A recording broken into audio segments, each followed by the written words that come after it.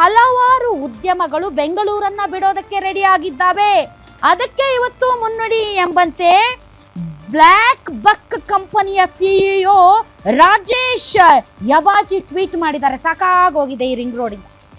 ಆಯ್ತು, ಇನ್ನ 9 ವರ್ಷ ಮಾಡ್ಬಿಟ್ಟಿದೀವಿ ನಾವು, ಈಗ ಬೇರೆ ಎಲ್ಲಾದ್ರೂ ಹೋಗ್ತೀವಿ ಅಂತ ಹೇಳಿದ್ದೆ ತಡ ಸಾಲು ಸಾಲು ರೀಟ್ವೀಟ್ಗಳು ಶುರುವಾದ್ವು.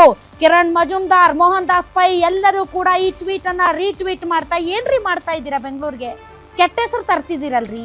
ಏನ್ರಿ ನಿಮ್ಗೆ ಏನಾಗಿದೆ? ನಿಮ್ಗೆ ಆಡಳಿತ ಮಾಡೋರ್ಗೆ ಒಂದು ಒಳ್ಳೆ ರಸ್ತೆ ಕೊಡಕ್ಕಾಗಲ್ವಾ? ರಸ್ತೆ ನಿರ್ವಹಣೆ ಮಾಡಕ್ಕಾಗಲ್ವಾ? ಗುಂಡಿಗಳು ಮುಚ್ಚೋಕ್ಕಾಗಲ್ವಾ? ಗುಂಡಿಗಳಿಂದ ಬಲಿಯಾದವ್ರ ಸಂಖ್ಯೆ ಎಷ್ಟೋ ಏನೋ. ಹೈಕೋರ್ಟ್ ಅಂತೂ ಥೂ ಅಂತ ಚೀಮಾರಿ ಹಾಕಿದ್ರು ಕೂಡ ಗುಂಡಿಗಳನ್ನ ಮುಚ್ಚೋಕ್ಕಾಗಿಲ್ಲ. ಈಗ ಎಚ್ಚೆತ್ತುಕೊಂಡು ಮತ್ತೆ ಟ್ವೀಟು ಅದು ಇದು ಅಂತ ಶುರು ಮಾಡಿದ್ದಾರೆ.